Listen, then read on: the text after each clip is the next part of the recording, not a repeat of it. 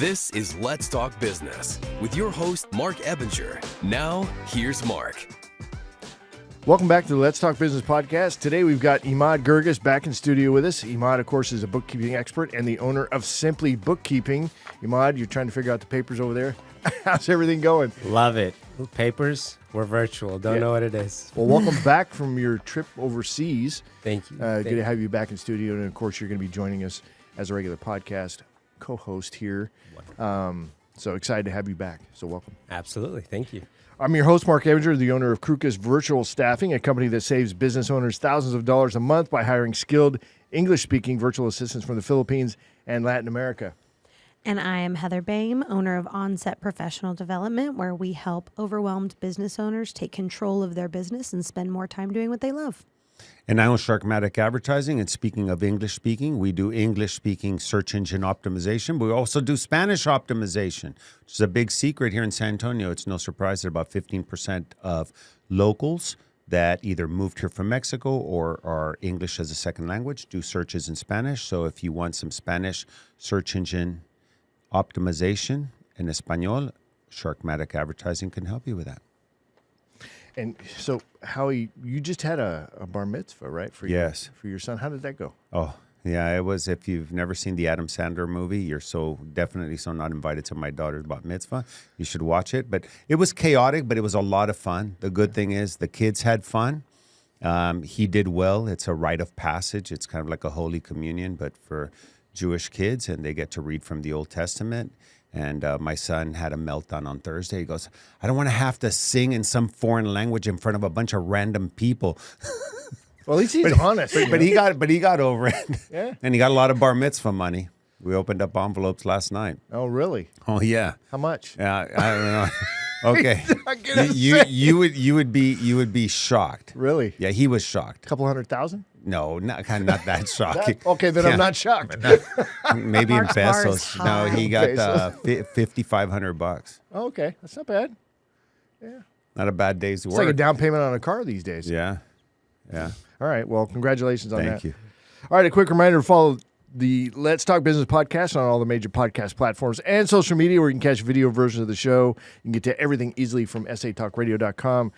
Now, here in San Antonio, I'm a member of BNI, right? Business Networking International. I do a lot of networking there. I know, Howie, what do you think of BNI? Do you think it's a good thing, or? I've been a You're guest. not a member. I'm not a member. I've been a guest at BNI's. Mm-hmm.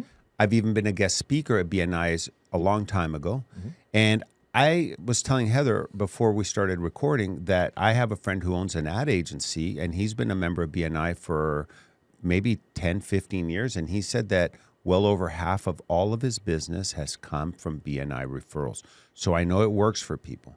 It's just I got into the networking game late in the sense of organized networking. I didn't even know there were networking groups up until about 10 years ago. But I had already been in business for almost 20 years. And so I'm well networked anyway, but I think there's huge value in it. Huge value in BNI and in other networking groups. One of the reasons I like BNI is because it's highly structured and very organized. Yeah, and Heather, you're the president of the Dynasty chapter here in San Antonio. What are your thoughts on the effectiveness of BNI?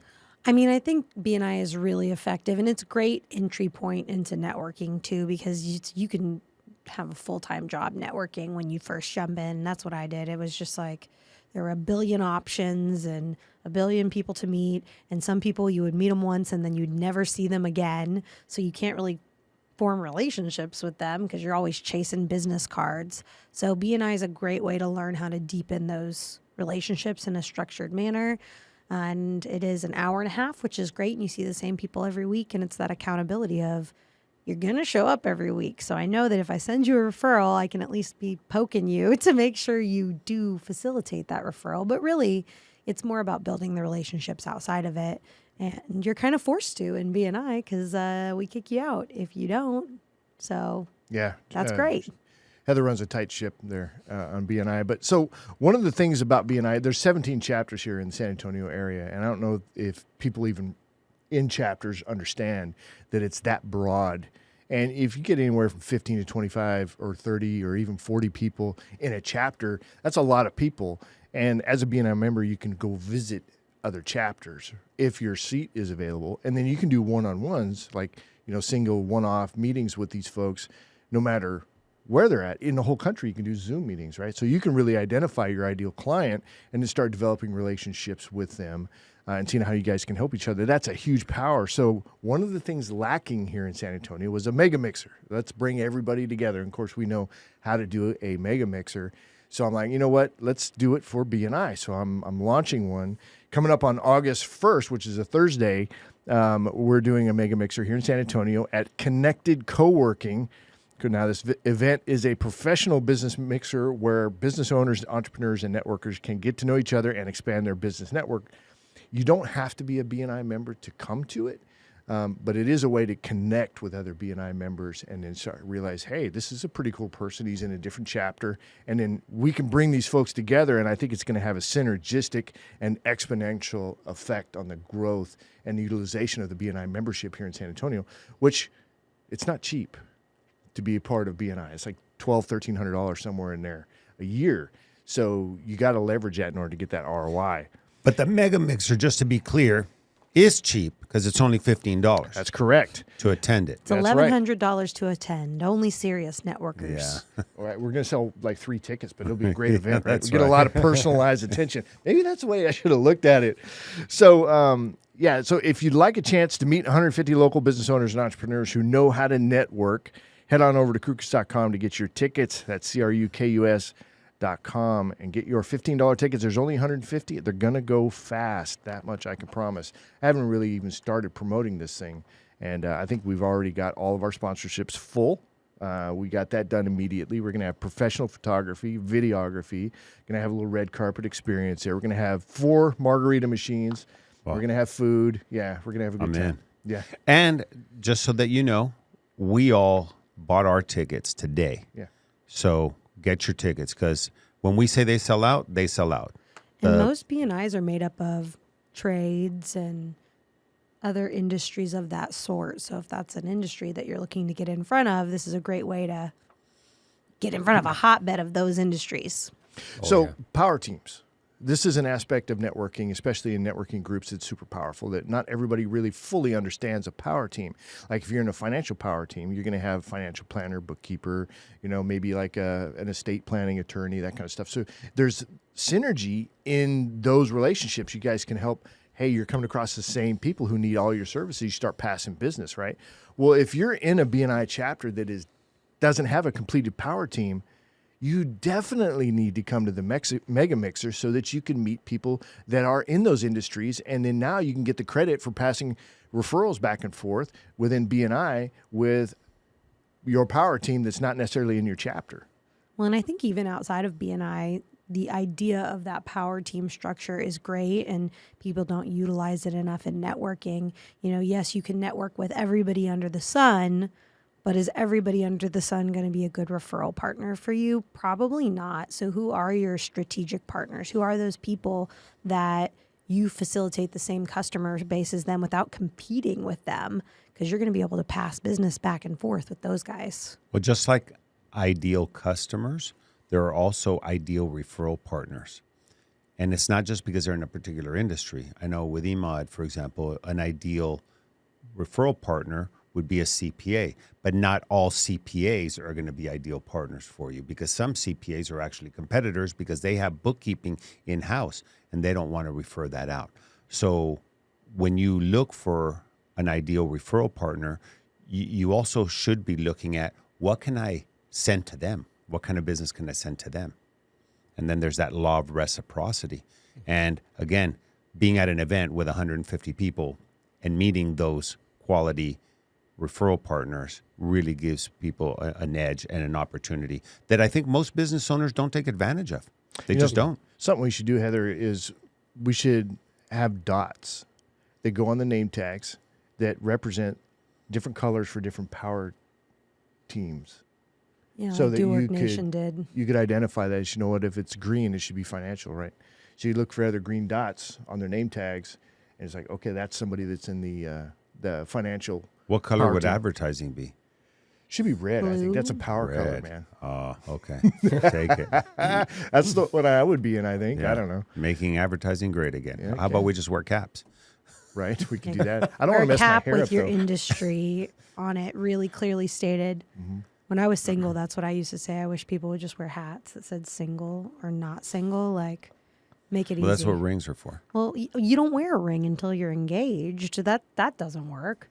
My husband apparently thought that anybody was available until like the second ring was on the finger. So even after he had proposed to me, he's like, I got to lock it down fast because like you were still up for grabs until we were officially married. I was like, that was not the impression I was under. So, okay, but yeah. Did either of you get the third ring? No, not yet. That's What's the there's- third ring? Well, there's the engagement ring, the wedding ring, and the suffering. The That's suffering. that's the- Suffer ring. That's the 10-year anniversary present. We're only at 7. All right, so let's get into the I guess the bookkeeping side of what we're here to do today. But by the way, I just got to say, Emad, I can see you're fully branded out here. Like you got it on your thank you, shirt, Mark. you got it on your cup. Mark's saying that pointedly because he keeps telling us to bring branded stuff and we never do I'm it. not wearing branded stuff. I No, wore that's true, one you time. don't. I wore a Sharkmatic shirt by accident. Yeah, So I only have one. yeah. I have We one can't have the on-set mic, shirt. mic flags. Those are Right? No, those are already sponsored. Those are already sponsored. All right. So, Emad, I know we're going to talk a little bit about some tax write-off stuff. So, what businesses are not doing in their business world? If they're leaving bookkeeping as a side thing, a stepchild that they don't want to pay attention to, not understanding the fallacy of that, right? The cost associated with not doing that, right? Taxes is definitely one of those. We want to hit on a few of those. Right. So tax write-offs that businesses are not utilizing. What are some common ones in that area? And let's dig into that a little bit. Sure. Well, your first question is what industries are kind of leaving bookkeeping as a stepchild. So I would say a lot of your trades services, because, those folks, they get so busy. Bookkeeping is just not in the picture for them. And so by the time it is in the picture, it's probably because it's too late. There's a penalty, there's a fee, someone's chasing after you. At that point, it's late. It's late in the game. So you really want to, we try to bring that on early, harvest that relationship and kind of help them throughout the process to make it as seamless, as smooth, because we know those guys are busy. And we know what their day-to-day looks like. So we try to set up a process for them that works for us, but also works for them too with their current schedule. Well, let's I would say dial a in big on thing. why they're even bringing you in, right? So you're obviously solving some kind of pain point, which it's kind of a bummer to wait till you get to that point. And Of actually, course. well, okay, now there's a franchise fee that you didn't pay or a franchise form you didn't file, and not a franchise fee, but a franchise form, right? Like with the you're LLCs. talking about franchise tax and those kinds of Right, things. right. So that you have to I don't know have. what that is, and then they get hit with a penalty that starts to accumulate up probably on an hourly basis, knowing the government. Oh yeah. So, but how do you sell the services to trades that aren't hit with a major fine or some kind of major problem? How do you get in front of that? What's your... Yeah. So touching on a couple points there. So as you know, and we've spoke about this a lot in our previous podcasts, but we do everything on a month-to-month basis. So we're in constant communication with our clients. So before something is due, we always give a heads up. So if No. I mean, before they're a client. before they're a How client- are you Oh, yeah. saying, well, look, dude, you don't realize what you're not doing. How do you convert them to being a client? What's the top one or two things that Absolutely. make them say yes? I will say cash flow is a big one. Cash flow is huge for trade industries. And a lot of trades, they kind of just, they fly in the dark. They don't know what their next month is going to look like. They could close doors within 2 to 3 months. They don't know. They just go out there, they grind as much as they possibly can, and then hope that they can just make it to the next month, make it to the next month. But eventually, the luck runs out. So So when you get in front of, say, a bunch of trades folks, a bunch of trades businesses, what's your pitch? our pitch is simply helping them understand what their budget is and what their cash flow is going to be, and just presenting their financials to them. As a group, that's what you say. We're gonna. But Howie, what do you think of that pitch? I think it sounds a little soft, in my opinion. It's a little bit white noise, but what do you think? I'm more about a pitch having the benefit for the customer. So if they can predict, if you can help them predict their cash flow, that sounds like a hook and a half right there. Because if they're flying in the dark and they don't know if they're going to have enough money to pay for materials or file taxes or those kinds of things, and you can help them predict their cash flow. Now, let's say you predict their cash flow for the next 90, 120 days, and they don't like what they see because they have some big payments coming up, truck payment or big equipment payment. Then you say, hey, listen, these are the things you have to do now so that 60 days from now, you have the money to make that payment. Because if not, you might be out of business 90 days after that. So if they don't have a bookkeeper, would that be an approach you could take to say, hey, look, if you want to know, I can help you predict your cash flow for the next 60 to 90 days by having to sit down. That would be a good pitch. That would be a great pitch. How long would it take you to actually do that for them? How many hours, or would that even be a good sales tactic for you? Oh, absolutely. I mean, knowing is, like we always say, is the number one key thing. But it relatively wouldn't even take us very long. Now, if you are in trades and you've had a bookkeeper maybe in the past that maybe wasn't up to par or doing what you liked, then at least we have a little bit of data to work with. If you're just completely new, it's going to take us a little bit of time. I'd say maybe between 2 weeks to a month to complete the whole, let's say, a whole year project for you. But at least understanding how big the scope of the project, that simply just takes about a day. See, Okay, couple hours. that would be. So we're talking selling points and how you stand out in an industry, right? This is super. This is why I'm dialing in on this, because I think if you're going to learn, I'm going to learn. Maybe Howie will learn something, right? And Heather too. But it's like because Howie, you know so much anyway. You've been in the business forever. But it's like, let's help the listeners and those of us who are younger in the business space understand how to position ourselves with a right pitch, saying, hey, look, if you're in the trades industry, I can help you predict the next. Would you like to know? I mean, that's where I was going to go with you is what would be that pitch? Think about it as an elevator pitch. Do you ever use StoryBrand with your clients as a coach? StoryBrand, no. So StoryBrand says that an elevator pitch should have 3 parts to it. One is a general statement that people cannot disagree with. Your prospects cannot disagree with it. So, but I want you to build one out for Emad. okay, well, let me tell you mine first, and then we'll build one out for Emad, okay? So here it is in 3 parts. The first one is general statement that your prospects cannot disagree with. The one for Sharkmatic Advertising is simply this. No Simpli Bookkeeping. All businesses struggle with marketing. All businesses struggle with knowing their predictive finances. But don't go that specific yet. Okay. So all businesses struggle with marketing. Maybe struggle with cash flow. Over the past 30 years, Sharkmatic Advertising has developed a signature approach to helping our clients communicate effectively and economically, or communicate their brand promise, communicate their message, whatever it is, effectively and economically. Who doesn't want to do it right and save money? For sure. Third part, as a result, now this is where it becomes client or prospect based. As a result, our clients tend to be more successful than their competitors. I'm not guaranteeing any level of success. I'm just saying, if you do the things we tell you and you partner up with us and you buy in, you're going to tend to do better because our clients tend to do better than their competitors. Now, let's move it over to Simpli Bookkeeping, okay? All business owners, if that's your target, right, because those are the decision makers. By the way, I got a call from somebody that you gave as a referral, company that does big massage company here locally. She called me from Alaska. So it was great talk. We talked for an hour and a half. We connected on a whole bunch of other things. Wonderful. So, yeah. Love to. I didn't tell her you were great at bookkeeping. No,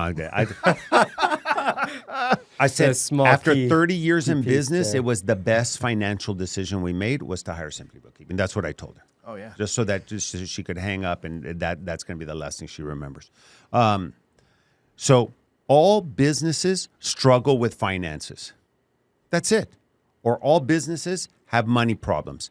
All businesses have cash flow problems. It's true.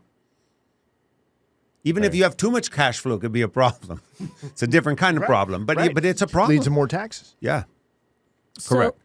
So go ahead. Simpli Bookkeeping has developed, and you want to steal something from me, that's fine, a signature approach to help our clients understand their numbers and leverage them to make good business decisions. As a result, our clients are more likely to be financially successful. Okay. You So know, just not play this are- back later are and you not make a less clip out of it. are not less likely to go out of business because you don't want to end with a negative. So Right. Yeah, but Sweet and seriously, simple. it's really super important on that. I mean, I've heard you pitch a lot, but that's a really good formula maybe to So consider. I'm going to cut in here with a little bit of a shift. What is the most useless type of advice? free advice. So he has to pay me. Oh, no. Oh, No. I'm going a different direction with it. It's unsolicited advice. unsolicited Oh. advice. Were you having problems with your pitch before they started talking to you about it, Emad? I wasn't having problems, but it could always have been better. That's very I- polite. Were I would you having definitely- problems? Yeah, he's very polite. He is. That's why he's going to be a co-host because he's super Right. polite. He's very sweet, but don't let them We walk need all one over you. polite No. co-host. I mean, There's I no will walking. say I'm here to help. It's like, look, if somebody's not going to pull a Band-Aid off at least, oh, well, shit, there wasn't anything there. My mistake. But I just feel speaking to the heart of a business owner, breaking through the fog. Oh yeah. Because if it's just kind of like white noise, it's like it's not going to penetrate. When we give up our 30-second speeches at BNI, right, 35 seconds, how many people are on their phones and not listening, right? Which is why, walking around the room helps a Also, little bit. how many people give a crappy pitch? They get up there, you can't understand them. They're mumbling. They're not sure what they do. You don't know what you do. How am I supposed to know what you do? So that's why it's being around friends that can help maybe level up that thing. And you know what? It's not going to be what we say, but now it's going to be in your head, and it's not going to be what you always say. It might be a blend of that, and then you evolve it, And not to discredit, this story brand thing. It's not the only formula there is, but certainly you can take from there. We took from there and kind of configured our own, and so you'll do that. But it's an evolution. We didn't have an elevator pitch that was like this 10 years ago. Right. We certainly didn't have one 20 years ago. How long have you been in business now? Close to almost about 5 years now. Okay. Yeah. But I mean, Heather, to your point, that's the best part about having, good business, partnerships is because, for example, like what Mark said, that's not clear. Your pitch it needs help. It needs work. And so being able to hear, advice and improvements from other business partners and not having to hold back because you don't want to offend someone, we have that open partnership here, which is fantastic. And so it's being able to really share your opinion and say, you know what, your pitch, it's good, but it needs help. It could be better. And that's what we're all about, because we're always evolving. That Howie, you had a talk one time that said, plan for the future, but don't plan too far ahead because you don't know how things are going to evolve. And so that's really important because we are always constantly evolving in business, and that's what's really important. Yeah. Staying ahead. After I was going to say Y2K, now I'm dating myself. After the pandemic, I gave a talk. I don't know if you were already at My People. And I said, hey, if you have a 5-year plan for your business, I want you to go get it out, dust it off, and then incinerate it and throw it in the garbage can because everything has changed. I don't care what you think your plan was. It's not that plan anymore. And the minute you realize that is the first minute you get to start working on a still lingering post-pandemic business plan. The landscape has changed, how people buy, the psychology of the consumer, deliverables and shipping, all has changed. But most people are like, oh, well, this is part of my 5-year plan. I'm only on the 2nd year. I want to continue it.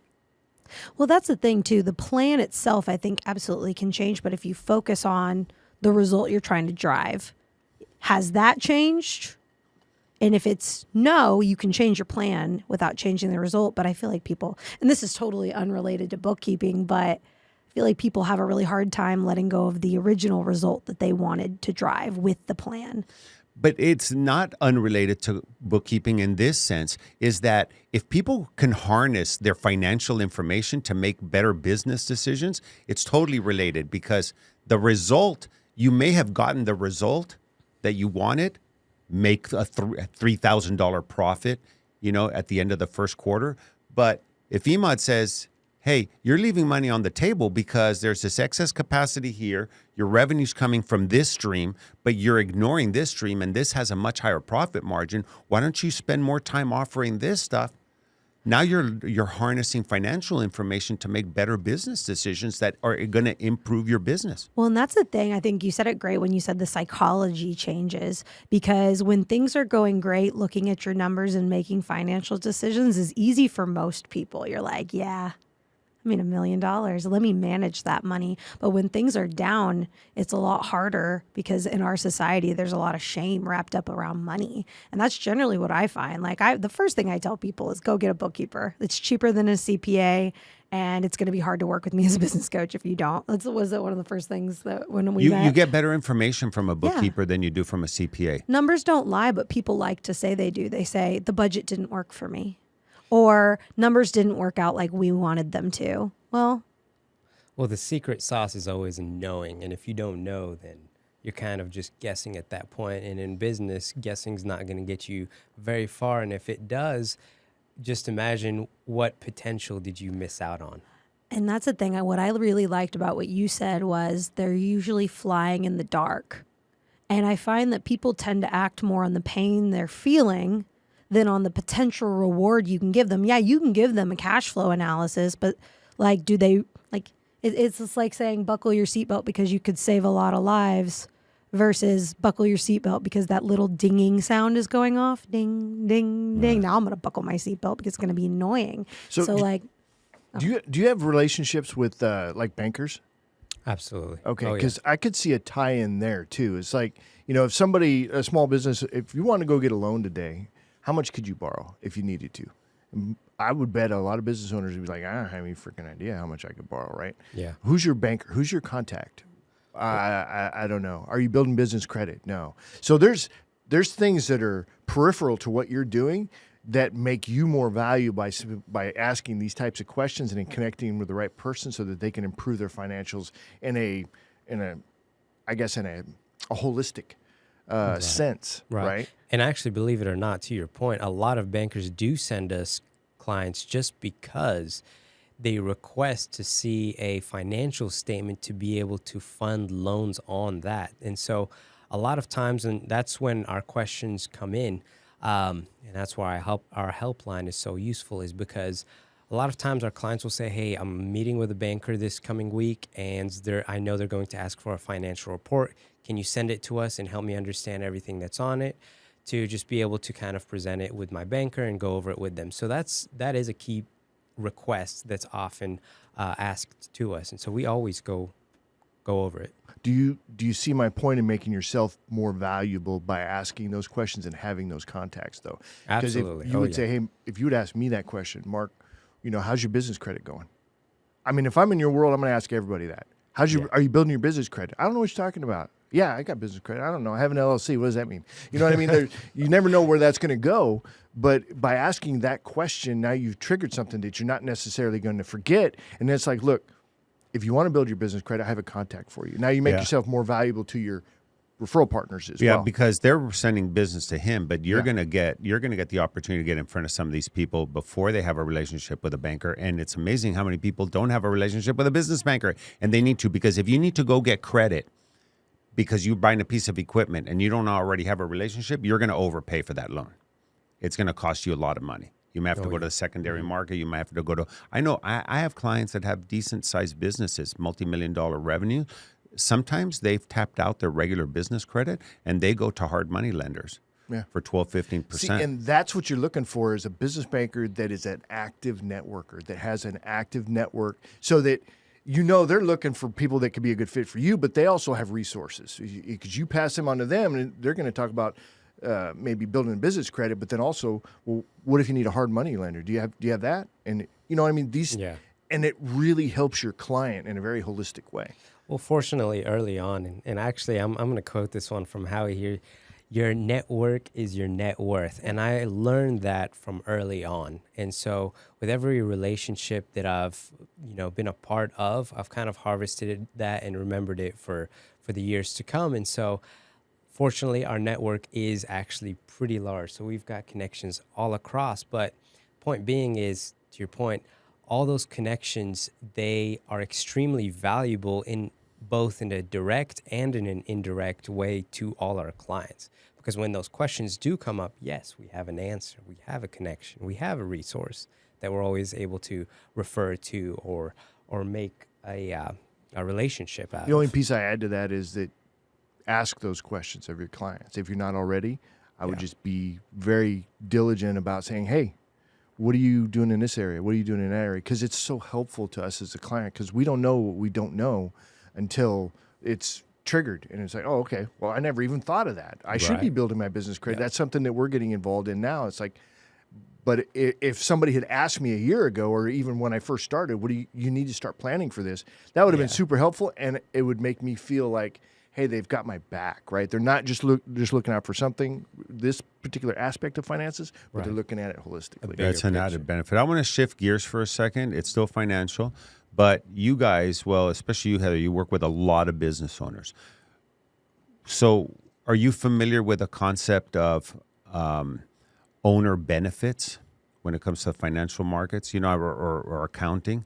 An owner benefit is things that an owner of a company might be benefiting from, that his company or her company is paying for, that may or may not be tax deductible.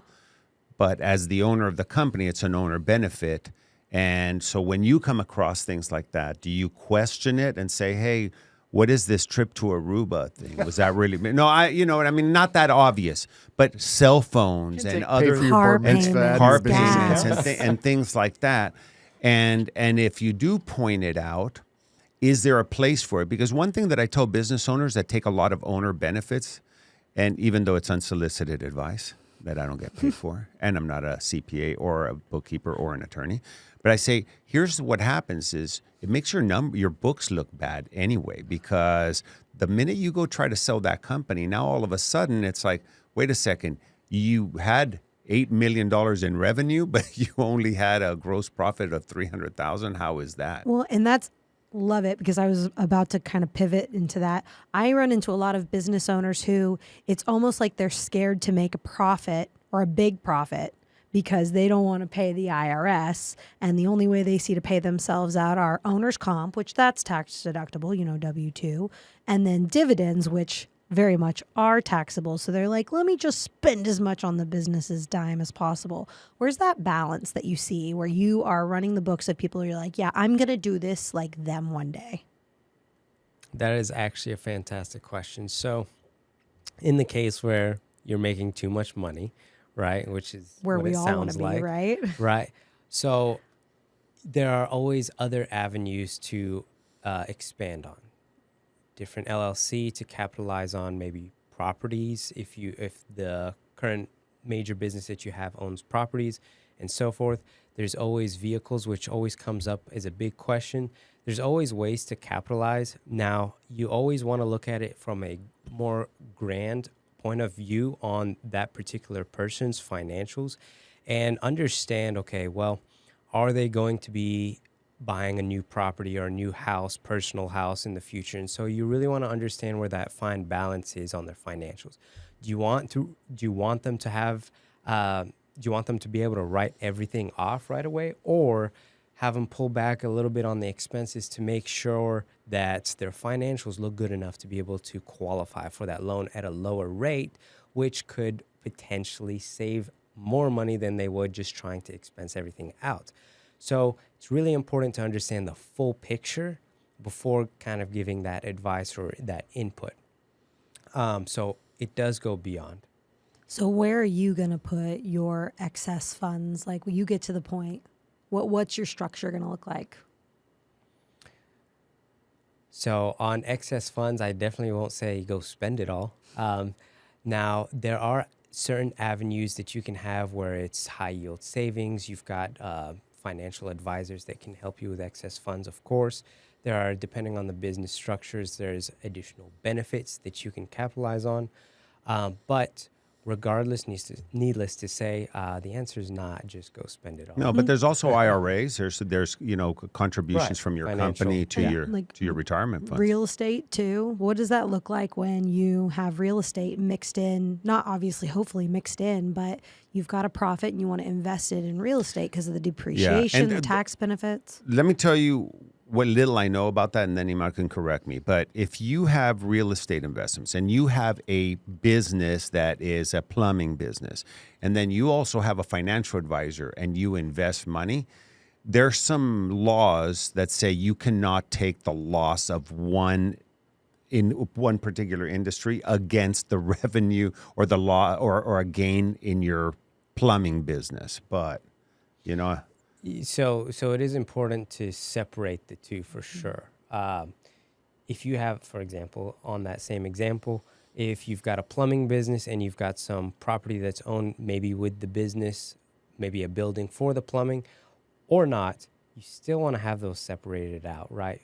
Now, this may be beyond my specialty, but that's for liability purposes as well, for protection and just security. So those do certainly need to be separated. And you're right. And I've seen clients that they own the owner of the business owns the building, but then he leases the building or she leases the building to the business, and the business pays rent, even though he's the majority stockholder in the business. And that's where it definitely gets into high level tax strategy. But when it comes to the day to day of managing that strategy, that lands on. I just know you bookkeepers, can't go and make $100,000 profit in plumbing, and I pick on the plumbers because they always have money, man. These plumbers, we know one that drives a brand new Corvette, and I, as an ad agency owner, don't drive a Corvette anyway. But he can't go and buy a flip property and then lose a bunch of money on that or whatever, expense that out against the plumbing business. But what if the plumbing business buys the flip property? Could be. Then yes. See, that's the thing. I see that as that's an option.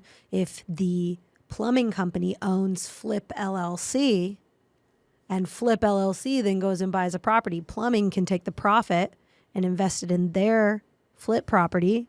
And then the flip property goes and does that and then gives it back to plumbing and then bloop, bloop, bloop, bloop, bloop.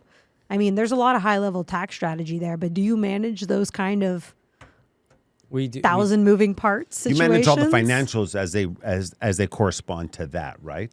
But you may or may not give advice. No, he would just execute the books Right. of it, Now, track everything. I mean, I will say, so the benefit of that is we have a lot of fantastic CPA partners. So we always bring the conversation up for them. Now, we're not CPAs. However, we are educated bookkeepers, right? So we always do take that extra step to figure out the answer for them and then help them in that situation. So let's say, for example, we've got a unique situation. They've got multiple properties. They've got a business. They've got, X, Y, and Z, a bunch of moving parts. There's always going to be a tax strategy to be able to help them benefit. Now, of course, depending on how they're actually doing within those businesses will depend on how we can shift and move things around. But it's really, as you start to draw the picture out, our connection with the client and the CPA is always really close.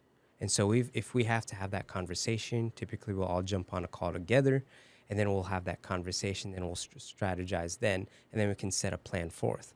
That's kind of the best part of having a power team, is because we can do that and we have the ability to. So I have a client that's a salon. They just opened up a few months ago. They're very small, husband and wife team. They're barely getting their marketing stuff together because they got some marketing dollars. I know it's not too early to get a bookkeeper. They probably should have had a bookkeeper before they got a marketer. But what would a small revenue business be looking at a monthly cost to hire Simpli Bookkeeping to get started? That's a great question. So, as great as Heather's question, or loaded. better? No, I'm just. I am a professional question asker, so pretty mine is up there better. in good questions, I will say. So, to put it in perspective, if you were to, let's take QuickBooks, for example. QuickBooks offers a live bookkeeper who can do bookkeeping for you. However, they will not keep up with you. They will not ask questions. They will not follow up. They will not send you financial reports. They will not have financial review meetings with you. And so their base price typically starts at $200 a month. Okay. Without all those things. For a standard business, let's say they're doing gross, not net, about 100,000, they're just getting their feet wet. We're about in the about $300 a month range. So not much more for significantly more value. Got it. Which is where the Great. value really lies, is knowing. If someone's just doing things blindfolded and not explaining what's happening, that's just about as good as nothing. And a lot of bookkeepers, they will. If you don't communicate with them and they're not really communicating with you, because I see this a lot, and I run into a lot of business owners, and we start with looking over the P&L, like, what is it telling us? And just for anybody out there, it's not uncommon to not look at your P&L. I just want to throw that out there because I feel like nobody wants to admit it. They're all like, yeah, I have any P&L. I'm like, okay, great. Like, when's the last time you reviewed it? And they're like, okay, you're paying me to like help you with this, so don't lie. Yeah. But then we start going through it, and they're like, I have no idea what the subcategory is. What is this even made up of? And I was like, that's why we're reading it, because the bookkeepers will just be like, I assume this is uniforms. I assume this is legal information. I'll assume this is because they need to put something together. Okay, go ahead. Finish, because then I got a question for the four of us. Fantastic. And what she just said was really important, because they assume things. And that's what typically a lot of bookkeepers do, is if they don't know, they just assume. Whereas I always capitalize on this point, is we always reach out to ask. And that's true. You do. Howie's a great client to ask, because our bookkeepers are always reaching out. Our manager always reaches out for clarifications, just to make sure that we have things the right way.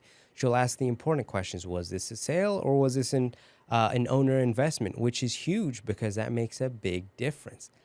If Howie here comes and he, say, for example, just wanted to put additional funds into his business, and a bookkeeper doesn't ask, well, that money just went into the books as a sale. So now you're paying taxes on it, right? So that is a big difference on knowing what is happening. And so we always make sure we go over that. Part of our financial reviews, we go over all the money that was sales and that was invested by the owner, just to make sure everything's in its right category. Because again, knowing is the key. All right, so here's my question, because I'm going to ask everybody in this room, including myself, the same question. If a new business owner or an existing business owner were to come to Crookus Virtual Staffing, and they want to hire a virtual assistant from overseas, an English-speaking one, and you're going to guide them in the hiring, and they're going to invest in this, how confident are you that within the first 6 months they're going to get their full value back, or 2x or 3x? You don't have to give me an amount that they'll get back, but how confident are you that the business owner, investing in somebody, a virtual assistant, to help them with something that you identify as a big need, how sure are you that is going to be very beneficial to their business? 100% within the first 30 days, I would say. It's like, because you'll know pretty quick if the employee that you're bringing on is going to add value to your business, or if they're going to be a drain on it. So having a good plan, it's like, okay, well, how am I going to put them to work? What are the tasks they're going to be doing? And then it's our job to make sure that they're skilled. So when you match a skilled employee that works well with your company in the proper place to do the proper job that they're supposed to be doing, and they get support, then it's going to be successful immediately. So, yeah, within the first 30 days, you're going to be getting your value back. And if anybody ever tells me any different, I'm happy to fix or correct the problem, because that's my philosophy, first 30 days. Got you. Okay. And I'm going to tell you why I'm asking everybody the question. So, Heather, I'll ask you the same question. Somebody comes to you for business coaching and to get involved with high-level learning events in business. How comfortable are you in not guaranteeing them, but telling them, hey, listen, based on my experience and the clients that we've had, this is going to be an integral and vital part of the success of your business? Well, I tell clients this all the time. If you participate fully and do the action items that you commit to doing, I'm 100% sure it'll make effective change. Now with coaching, they only get what they put in as well. I'm not coming into their business and doing it for them. So no, I cannot guarantee it. But if you sit in front of me and you learn the things and you go and do them in your business, yeah, it'll absolutely make a huge difference. Gotcha. All right. Well, so- look, can I follow up Yeah. with that? Because look, if they're not, right? If they're not going to do, you don't want them complaining about it later. Well, right? if they're not going to do it, I You're gonna fire generally them? kick them out. Yeah. Yeah. Because if they don't respect the coaching enough to actually do it, or it's not important enough to them to do those things, then they are wasting their money on my services. So I'd rather let them go as a client than keep taking their money for nothing, because that gives me a bad reputation. Because I'm not a bad coach if someone doesn't do, like, you know, if you're working out, you don't hold the same weight, right? If you hire a personal trainer and they tell you, eat this diet and do these exercises and you will lose weight and gain muscle, and then you don't eat that diet and you don't do those exercises, would you blame the personal trainer for it not working? Well, yeah, of course you blame the Of personal course you trainer. would, yeah, but you have a lot of personal trainers that Blame wouldn't. my bookkeeper. I don't have any money, dude. Yeah, but they wouldn't farm, right?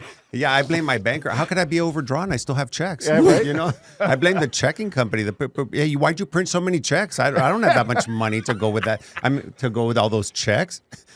So okay, great. So same question. Somebody starting their business or already in business, but they've never had a bookkeeper because, you know, their uncle does it on the side and whatever. That's fantastic. That is exactly why we do the initial consultations. We want to understand what is happening, what is going on, and then that way I know, okay, this is where we're going to help you. But now, if somebody hires Simpli Bookkeeping and they're a business owner, you feel, how confident are you that within 30, 60, 90 days, they're going to have a great grasp of their financials and be able to use them to make much better business decisions? 100% every time. Okay. So my answer is the same with marketing. If somebody comes and they drink the Kool-Aid, they do web listings, they do SEO, they let us take their website off of GoDaddy website by tonight or whatever they or have. Wix, right? You know, or Wix, yeah, or Squarespace or whatever. And then they let us do it and invest in marketing. I'm not talking about pay-per-click and buying $100 clicks. I'm talking about organic. And they stick with it for 6 months, you're going to see results. I've not seen a single client that hasn't had an increased web traffic. Now, if that web traffic isn't converting, then maybe we have a messaging problem. So now we have to talk about, well, what are you saying? Maybe bookkeeping services at $1 million a month is not where people want to be, you know? So now, with that said, here's a reason I asked that question. How many business owners do we each know? How many business owners were we when we got started? Oh, I got it. I don't need anybody. I don't need a bookkeeper. I don't need a coach. I don't need a virtual assistant. I do my own marketing, as a matter of fact. I could just get on there and I'm posting, you know, every morning at 9 a.m. I sit there for an hour and I post a bunch of shit that nobody looks at. Because people, how many business owners do we know that take that approach? And how do we almost all of them. collectively talk to people and say, hey, listen, you're starting a business. You want to be like really rocking and rolling and making money at the end of a year. You need a team of vendor suppliers that are on the same side of the table as you are, that are going to help you succeed in business. Or you can realize that 5 years from now, when you left millions, if not hundreds of thousands of dollars on the table, and say like, shit, I should have had a bookkeeper. I have an opinion on this. So, and it's a little controversial, but whatever. I think that there's a certain personality in entrepreneurship. Some people are just like, yeah, I'm going to spend what it takes to get it done. And those are the people that skyrocket from 0 to 100. You're like, whoa, how'd they do that? But there's a much more common personality in entrepreneurship, and it's let me bang my head against the wall until I learn the lesson, which is why I said, what's the least valuable piece of advice? Unsolicited. Because there are people like us saying things like this all over the internet, screaming it at the top of our lungs. And someone out there is listening to this podcast being like, I'm not the one that needs the help. I can do it all by myself. Marketing, dumb. Bookkeeping, I've got my office manager doing it. Right. Virtual assistants, can't trust them. Business coaches, they're useless. And in 5 years, they will have hit their head against the wall long enough. And it may take 2. It may take 3 months for someone. It's a personality type, and it's hearing the right thing the right way that kind of breaks that shell and says, oh, you know what? Crap. I've tried this by myself for 5 years. If I knew how to do it, I would have done it by now. Maybe Yeah. I need to hire help. It's more fun too. It is. It's like it's more fun to have success in your business. You know what I mean? Well, there's an old Because African then your proverb. kids love you, the cat loves you, your Yeah. wife loves you, stuff like that. Yeah, so here's the old African proverb. You want to go fast, go alone. You want to go far, go with others. And that's what we're talking about. You want to go far in business, go with other people. Go with other people who know what they're doing. And you know what, though? If it was free, if it was just make friends with people and build businesses together, then I think that would happen more often. But the thing is, nobody here has free services because A, people don't value free. I give free coaching all the time just by having conversations with people. 98% of the time, they don't do the stuff they tell me they're going to do. They have aha moments. They walk away. Nothing happens. There's only been one dude that I had one of those conversations with. One conversation. He went out and changed his entire life. And that's still like one of my favorite moments. But yeah, free value is insignificant to most people's mind. So if it was free, they would do it, but it costs money. So I think the thing is here, if they can tie, it does cost money to get going faster. So how do we get the money is what most people think here. Like, oh yeah, of course I'd want to hire a VA, but I don't have that money. I want to do marketing, but I don't have the money. I do want to do bookkeeping. I don't have that money, so I have to do everything. So And there's so many cliches. You can't afford not to invest in coaching. You can't afford to not. Well, what does that mean? You know, is that you're really leaving money on the table. So again, back to what you suggested that Emad do. Connect them with a banker. How's your financial, your ability to get a business loan right when you get started. And maybe we're not talking about millions of dollars. You're talking about $10,000, $15,000, $20,000 can get everybody in this room started working with somebody for 30, 60, 90, 120 days, maybe in 6 months. And then once you're connected, and then the power of the network we have, we're going to want to introduce them to everybody else. Why? Because there's some reciprocity. They invested some money with us. We want to make sure they succeed, and we go and connect them. But again, it's a hard lesson to learn. I agree with you. I don't know if we can generalize and categorize all entrepreneurs that way because, you know, the younger people these days are a lot smarter than the dumb entrepreneurs like me that got started way before there was internet because we didn't know what we didn't know, but there was no way to go find out the information. So now people don't know what they don't know, but it's all a click away. You can go to YouTube University and Or learn everything. ChatGPT now too. It's like Right. ChatGPT is the new YouTube from my generation. Where I still remember I was working homicide when YouTube was beginning to become a thing. You know what I mean? Everybody actually could put pirated music and stuff up on YouTube back in the day. Of course, that got fixed, but you know. But I think that's the thing. You can't generalize everybody. But it's like certain industries have certain personality types. I think police is a great one. Like, obviously, there are certain personality types that gravitate toward that kind of role, that kind of job description, those kind of things that they do. But it doesn't mean everybody in the police force has that type of personality. They should. Maybe but they whatever. get more attention They're all for weak it. if they don't. They don't belong in the job if they're not going to Yeah. leap first and ask questions later. But that's the thing. I think entrepreneurship in general tends to attract a certain personality type. And it's not like, I'm definitely not that personality type. I just like life happened to me and it put me on this course. I wanted to be an employee, guys. I wanted to be paid a nice, comfortable W-2 wage until I retired. And life said, nah, you're not going to do that. So you're going to be an entrepreneur now. So it's a little different. Emad's but very methodical he's very systems and oriented. careful on. But I've learned from you, even in how you're hiring you're hiring an employee. I've learned things with your methodology, and I appreciate that. Actually, I'm not afraid to learn, and I think that's a very important characteristic of an entrepreneur. And I take that. And I kind of swing it around the room a little bit, but I think all entrepreneurs should be open to that. If you're not, it's like, dude, I mean, you got to take your licks here and there. Always have to be learning. Me and Heather were having a great conversation last week, and if you ask Heather, I mean, she's still going to, seminars, going to other coaches, continuously learning is the key. I mean, for us too, we're always learning. So if you ask us a question, and I don't know, I'll just tell you, we don't know, but I'll figure it out. Rather than me telling you, I actually know everything, because I don't. That would be a lie. So it's having the ability, that open-mindedness of knowing that it's okay to not know everything, but at least, do something about it. So are you going to learn, or are you just going to not know and then just, that's it? So. Yeah. I mean, you don't have to That know was well everything about said. driving to get behind the wheel. You know what I mean? Yeah. Just get going, and just don't go 1,000 miles an hour. I mean, just chill out a little bit and learn as you go, right? So, but I'm a So little. here's if I let me draw a mental picture, or maybe I'll just draw it in the air for the camera. There's the circle of knowledge. This is everything you need to know in your industry, right? And if you draw a line from the edge of the circle to the dot in the middle, that line, everything that sits on that line represents what you know. This is what you already know. Then if you draw a second line, that represents what you know that you don't know. So you know it exists. You just don't know anything about it other than you know it exists.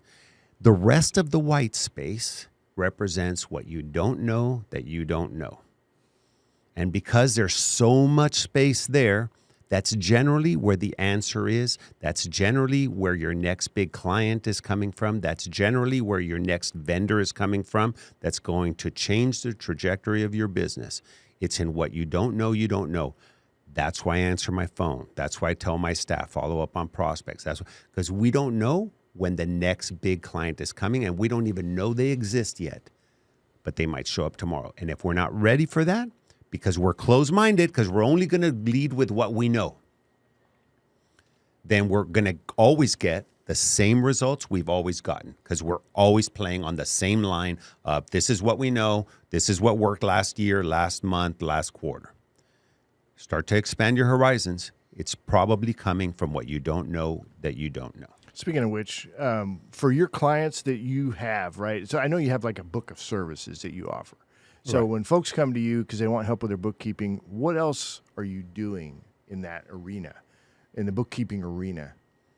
What's your Rolodex of services? And which one of those things is really different than what your competitors are offering? So those are kind of two different questions, though. Let's hit that one first. So with bookkeeping, depending on the business, depends. Do they need payroll? Sometimes we've got very good options for that. If they've got excess in cash, do they need a financial advisor? Do they need additional advice or input on that as well? So what we offer is a lot of things. First thing, of course, key is the knowledge of knowing of what you have, making sure everything's done on a monthly, making sure you've got your financials, make sure that you've got your basis, your standing points, taking care of all your bases are set. And then moving forward is planning, strategizing your financials to actually help you continuously grow. That's what we provide. Along with always making sure that our client is being in the know and being aware and having an idea of what's going on in their business on the financial side. Now, if they need additional services like payroll, of course, we've got all our partners. If they need CPAs, we've got fantastic CPA partners as well. And then to Howie's question. Yeah. Are there some services that clients have come to you that say, hey, Emad, he's Simpli Bookkeeping, can you all do this for me? It may not be what you normally do, but we're willing to pay for it. And then you incorporate it into your services, and then you offer it to other clients and charge them for it, making you different than what your competitors are doing. Absolutely. And you know what? Let's just use an example. We had a new potential client come in last week. They said, these are our struggles. One of their struggles was actually having their employees pay a fee that comes up every month, which was actually a relatively low fee. We're talking maybe $30, $40. So most of the team members are okay with paying it. They're just missing the fee. And so what that causes is late fees, which now you're having to pay extra. It causes frustration. It causes additional tasks that you have to remember. And so we had advised them, okay, why don't we just set it up on automatic payments? You let us know what those guys owe.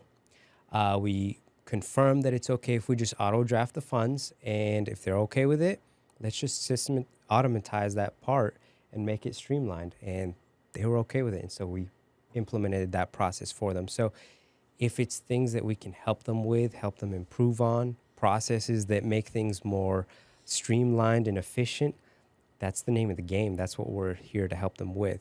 So we have a vast area of knowledge to be able to, and skills to be able to help them actually with their business itself. All right. Well, we're going to have to leave it there, Emad. If folks want to get in touch with you, how do they do that? Sure. They can check out our awesome website created by Howie here. It's www.simplybookkeeping.com, simply with an I, so SIMPLI, and bookkeeping is OOKKEE.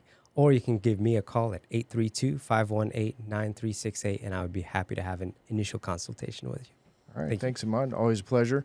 Good discussion today. Good roundtable. Really good roundtable. Yeah, I'm beginning to wonder if we need to have guests. I mean, when Emad's going to be on the show, it's like maybe we should just stop inviting guests. We can just talk about topics, right? I'd have a fun time talking about The topics. Guestless Podcast. Yeah. Let's talk business without business owners. Without business. Well, we're all business owners. I think we I feel like it qualify. could still just be Let's Talk Business, except instead of the guest talking about their business, they can just talk about their experience with the topic. I'll leave you with a Howieism. Anybody who doesn't think the customer is important should try doing without him for a period of 90 days. So any podcast host that doesn't think the guest is important should try doing without him for 90 days. So let's try it for 90 days without a guest. Well, I think the idea of having guests contribute to the topical conversation could be, more beneficial I guess, more fun for us maybe. Instead of hearing all about like just their industry, we can hear about their experience with stuff like lead generation, stuff like sales, stuff like process improvement, stuff like getting employee buy-in, stuff like managing their time when they're also managing a family. Like there's a lot of topics that only business owners deal with regardless of their industry that I feel like would be interesting. We should dig into that conversation a little bit more during our host meeting and see if that, because that does sound interesting. I like going around topics. We've been going around the guests and the business owners and so forth for a long time and about what they do. It can get a bit redundant, you know what I mean, if we talk about the trades. However, talking about topics of interest around business and then honing in on that with their unique perspective can be fun. Yeah, the business of business. And it could be that we do one of these a month, and the rest are guests. And then we'll see where it goes. Yeah. Right. Ooh, the business of entrepreneurship would be a good one too. Yeah. All right, as we wrap up this show, a quick reminder to check out our latest podcast and catch video versions of the show anytime by visiting our website at satalkradio.com. Now, if you like the new microphone set we've got set up here, I like this, right? Emad, you look like you're... Love it. Oh, yeah. Emad gets in and he starts tinkering with his and I think moving everything around. Looks the best because it also blends in with his shirt, so you can't really see it. Very slick. And it doesn't get in the way for the cameras and stuff like that. But good stuff. Yeah. Do you want to remind people where to get tickets for the next Mega Mixer, which is the BNI Mega Mixer? BNI Mega Mixer. Make sure you go over to Krukus.com. That's CRUKUS.com. It's right there on the homepage. And get your tickets. They're going to go fast. It's no joke. So, but I'm super excited about meeting with folks and doing some business and growing my network. So, all right. Thanks, everybody. Great job. And we'll see you on the next one.